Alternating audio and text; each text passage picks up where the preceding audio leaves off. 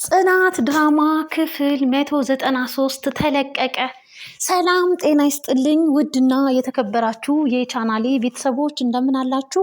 ባላችሁ በሰላማችሁ ብዝት ይበልልኝ። ለቻናሌ አዲስ ናችሁ ቻናሉን ሰብስክራይብ በማድረግ ቤተሰብ ይሁኑ። ነባሮች ላይክ እና ሼር እያደረጋችሁ እንግዲህ ቪዲዮውን እስከ መጨረሻው በማየት ተባበሩኝ ማለት ነው።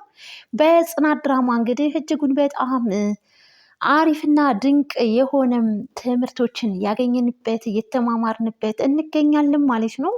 በሚያሳዝን ሁኔታ እንግዲህ መራዊት አሁንም ምንም እንግዲህ የጤናዋ ላይ ለውጥ አላገኘችም ማለት ነው።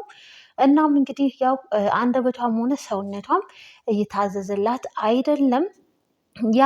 ያ ደግሞ አልበቃ ብሎ እንግዲህ ወደነ ናሆም ቤት እንግዲህ ምሩን ለማገዝና ለመንከባከብ ወደ እነሱ ቤት የገባችው አጋዥ ሰራተኛ ምሩን ማጥቃት ትፈልጋለች ማለት ነው። ይህ ለምንድን ነው የሚለው እንግዲህ በይፋ ወይንም ደግሞ ግልጽ የሆነ ነገር የለም። ነገር ግን ምሩን በደንብ አርጋ ጠንቅቃ የምታውቃትና ለወንድሟ ለመበቀል ወደነ ምሩ ጋር የገባች ሴት ናት።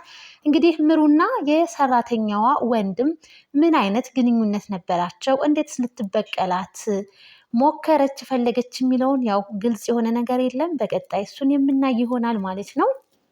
በዛሬው ዕለት ጽናትዬ እንግዲህ ከተሞሸረችና ወደ ትዳር ዓለም ከኪራ ጋር መኖር ከጀመሩ ጀምሮ ኪራ በጣም ቢዚ ከመሆኑ አንጻር እንግዲህ ጊዜ እየሰጣት አልነበረም። ነገር ግን አሁን ላይ እንግዲህ በስራ ቦታው አጋዥ ሰራተኛ እንግዲህ ስለቀጠረ ለጽናት ለባለቤቱ ጊዜ እየሰጣት ተመልክተናል ማለት ነው። ጽናትን እንግዲህ ለማስደሰት ሰርፕራይዝ እያደረጋትም ተመልክተናል። ጽናትም እንግዲህ እጅጉን በጣም በትንሽ ነገር የምትደሰት እንዲሁም ደግሞ ስትከፋም እንደዛው ቅር ስትሰኝም ማለት ነው። ሆኖም ግን ዛሬ ፍልቅልቅ ብላ ተመልክተናታል ማለት ነው።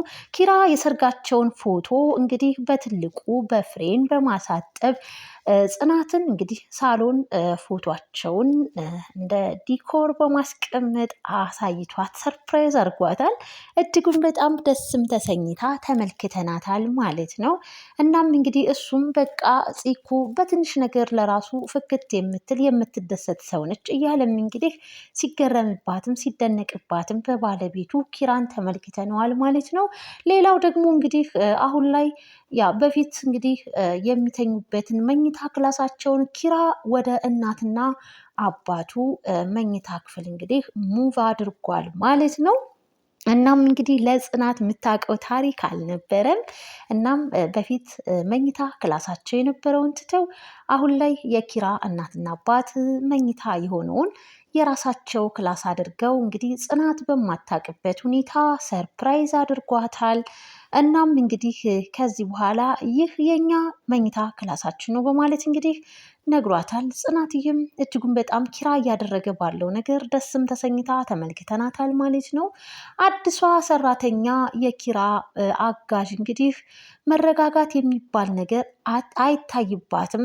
ለምንድን ነው ሰላምና መረጋጋት ያላቸውን ሰዎች የማይገጥመኝ እያለም እንግዲህ ኪራ በሚያየው ነገር ሁሉ እጅጉን በጣም እንግዲህ ሲገረምም ነበረ። ኪራ ኃይለ ቃል የሚናገር ሰው አይደለም። በእርግጥ እንደ ልጅቱ ስራ ቢሆን ያው ከስራም እንግዲህ አስወጥቷት ነበረ። ነገር ግን ልጅቱ ሀና መረጋጋት የሚባል ነገር እየታየባት አይደለም። ጭራሽ እንግዲህ ለጽናት እሱንም ስታማላት ነበረ። ጽናት እንግዲህ ባሏን እንግዲህ እይታማባትም በስተመጨረሻም እንግዲህ ባለቤቷ እንደሆነ ነግራት ሀሜቱ ወደ አድንቆትም ተቀይሮ ተመልክተናል ማለት ነው። ብቻ ፈታ የምታደርግናት ሀና እንግዲህ ተፈጥሮ በጣም ነው የሚገርመው። መረጋጋት የሚባል ነገር አለመረጋጋቷንም ታውቃለች። ጥፋት እንደምታጠፋም በደንብ አድርጋ ጠንቅቃ ታውቃለች። እና እናቴ ልመጣልሽ ነው እንግዲህ ተቀበይኝ እያለችም ኪራ ከስራ የሚያባረራትም እየመሰላት እንግዲህ እየተደናገጠችም ተመልክተናታል ማለት ነው። ሌላው ደግሞ እንግዲህ በጣም በሚያሳዝን ሁኔታ ሰኒ ተረብሻለች ማለት ነው።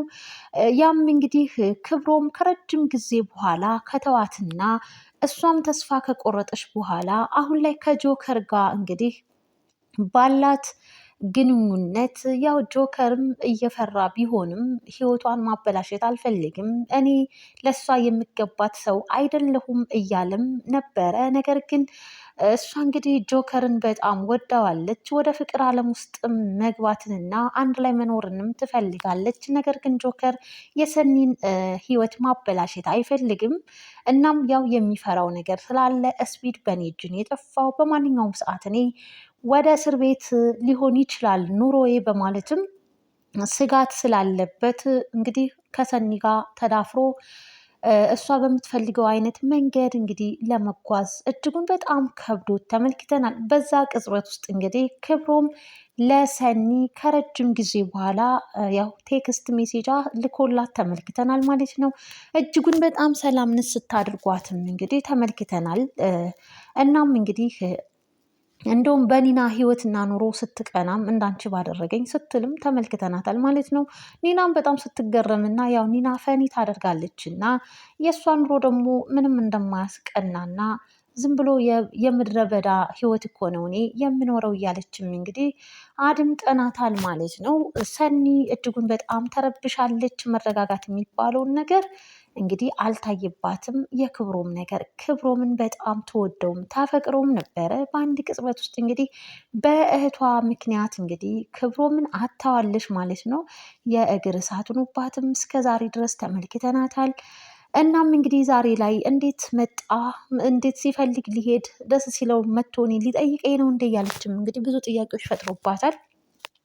የምሩ ሰራተኛ እንግዲህ በጣም በሚገርም ሁኔታ የምሩ እናትም ወደ ልጇ መታለች፣ ልጇን ለማስታመም ማለት ነው። እናም እንግዲህ በሚገርም ሁኔታ እንግዲህ ውሃ በጨው በጥብጣ ለምሩ አቅርባ ሰታትም ነበረ። ነገር ግን ምሩ ልትጠጣ አልቻለችም። እንግዲህ እናትየዋ ቀመስ ሲያደርጉት ጨው ነበርና የተጎነጩት። በጣም ተናደው ሰራተኛዋን ጠርተው እጅጉን በጣም ጩኸውባትም በጥፊ መተዋት። ያንን ለምሮ የበጠበጠችውን የጨው እንግዲህ እንድትጠጣውም አድርጋታለች ማለት ነው። እናም እንግዲህ ናሆም ማስጠንቀቂያ ሰጥቷታል። ሁለተኛ እንደዛ አይነት ነገር እንዳይደገምሽ፣ ልጅቱም እኔ ሆዴን አሞኝ ለራሴ ልጠጣ ያዘጋጀሁትን ነው እና ለራስሽ ከሆነ ለምን ሰጠሽኝ በማለትም የምሩ እናት ጥያቄ ሲያቀርቡላት ተሳስቼ ነው ብላለች። ሁለተኛ እንደዛ አይነት ነገር እንዳይለመድሽ ብሎ ናሆምም ተናግሯታል ማለት ነው። እንግዲህ ሰራተኛዋም በሚገርም ሁኔታ ሲያቃዣት ሲያቀባዥራት ሁሉም እንግዲህ አይተናል። ከዛም አልፎ እንግዲህ ጩኸትን ማሰምታ ምን ሆነሽ ነው በማለት እንግዲህ ናሆምም ወደዛ ወደ ልጅቱ ወደ ሰራተኛዋ ክላስ ሄዶ ነበረ። በጣም የሚያስደነግጥ ህልም አይቼ ነው ብላም ተናግራለች ማለት ነው። በይ ጸሎት አድርገሽ ተኝ ብሏታል ናሆም ማለት ነው። እንግዲህ ልጅቱ ያመጣችው ሴራ እጅጉን በጣም ከባድ ነው ለምሩ። ምሩ እንግዲህ አሁን ላይ መናገርም ሆነ አንደበቷም አይናገርም። እንግዲህ ሰውነቷም እየታዘዘላት አይደለም። ትልቅ ፈተና አለ። ነገር ግን እናቷ ልትታደጋት ትችላለች ብዬ ተስፋ አደርጋለሁ።